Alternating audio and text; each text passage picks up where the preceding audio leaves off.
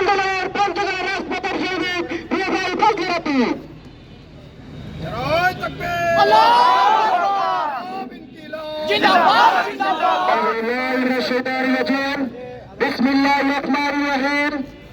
সম্মানিত সহযোদ্ধা ভাই বন্ধুগণ, আজকে আমরা ব্যথায় কাতর আমাদের জুলাই বিপ্লবের সহযোদ্ধা যে ঢাকার রাজপথ প্রকম্পিত করেছিল ফ্যাসিবাদের বিরুদ্ধে, ফ্যাসিবাদকে হটাতে ত্বরান্বিত করেছিল আন্দোলন।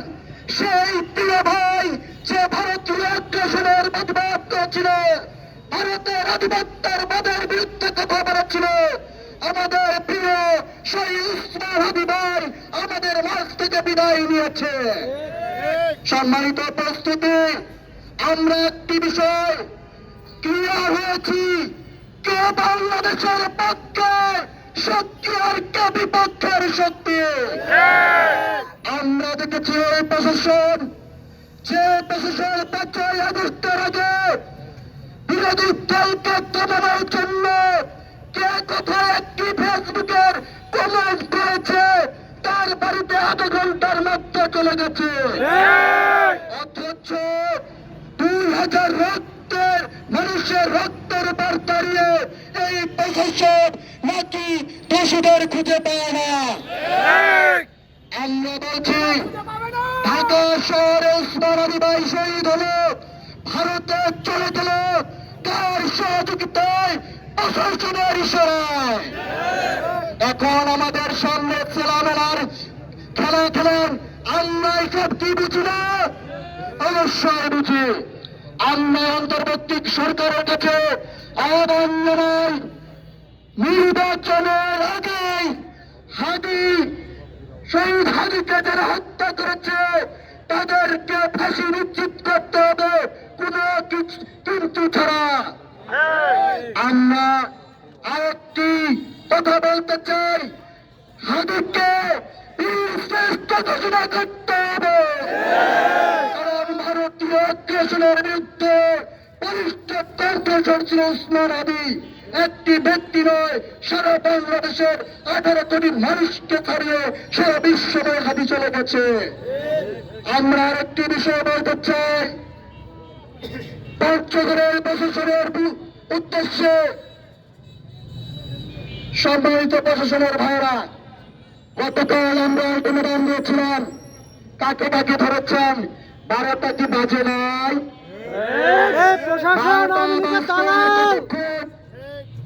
কাকে ধরছেন আমরা জানি, আর কাকে ধরতে পারেন তাও জানি। মজারিরা গল্পি যদি ভারতে চলে যায় তাহলে ভারত তাদেরকে নিতে হবে। আপনারা তাদের বাড়িতে গেছেন, পান নাই, কার বাড়িতে থাকতে জানতেন না, আপনার বিনা বিচার চলত না, অবশ্যই জানত।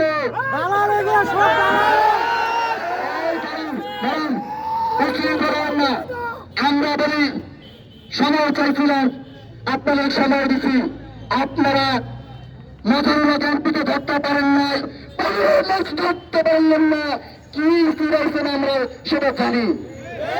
আর কতটুকু সময় লাগবে? আজকে ক্লিয়ার করতেই হবে আপনাদেরকে। আর মুক্তাকে ধরতে এই যে সেনাবাহিনী ভাইরা, এই যে সেনাবাহিনী ভাইরা, আমার কাল কি আপনার আমার কথা কি বলতে? এই সেনাবাহিনী ভাইরা এই দিকে শুনেন, মাহমুদুজ্জামান মুক্তা এই আসনের এমপি ছিল, যে ছাত্রদের রক্ত দিয়ে স্নান করতে চাইছিল, সেই মুক্তা আপনাদের ক্যান্টনমেন্টে আছে। শুনেন, যদি আপনারা মুক্তাকে ছেড়ে না দেন, আঠারো না দেন, পঞ্চগড় থেকে ঘাটি বস্কা পাঞ্জাবি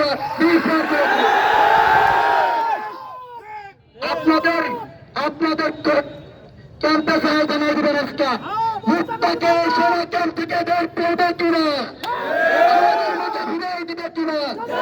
যে ছাত্রদের রক্ত দিয়ে স্নান করতে চায় তাকে আপনার রাষ্ট্রের টাকা দিয়ে পুরো বসে খান, এই অধিকার কে দিয়েছে?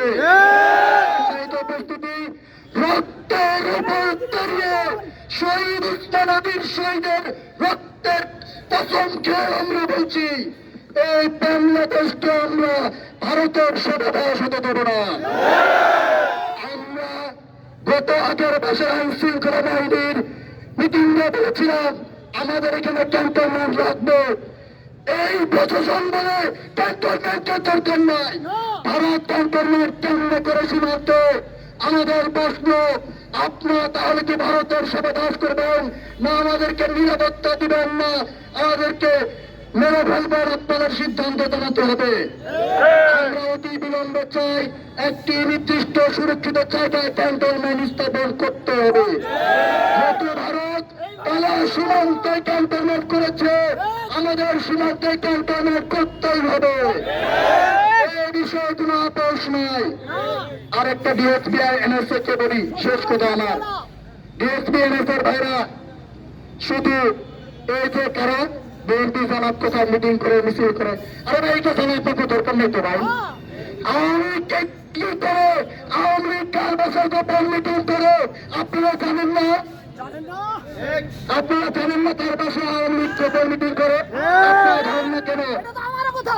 এটা নিশ্চিত করতে হবে। সর্বশেষ আমি এটা বলতে চাই, এই চিকেন নেগেট দাঁড়িয়ে যারা যায় খুনিদেরকে ভারত আশ্রয় দিয়েছে, সেই ভারতকে আমরা বলে দিতে চাই, তোমরা এই খুনিদেরকে দেশে ফিরিয়ে দাও, না হলে আন্তর্জাতিক আইন অনুযায়ী তোমরা সীমা লঙ্ঘন করছো, তার দায় তোমাদেরকে দিতে হবে। অতি বিলম্বে আমাদের সকল খুনিদেরকে দেশে এনে শাস্তি বিধান নিশ্চিত করতে হবে। আগামী নির্বাচনে স্বাধীনতা সার্বভৌমত্ব রক্ষার জন্য ভারতীয় আগ্রাসনের প্রতিবাদে এই বাংলাদেশের সকল প্রতিবাদ বরিত শক্তিকে ঐক্য আহ্বান রেখে আমার কথা শেষ করছি। আসসালামু আলাইকুম ওয়া রাহমাতুল্লাহ।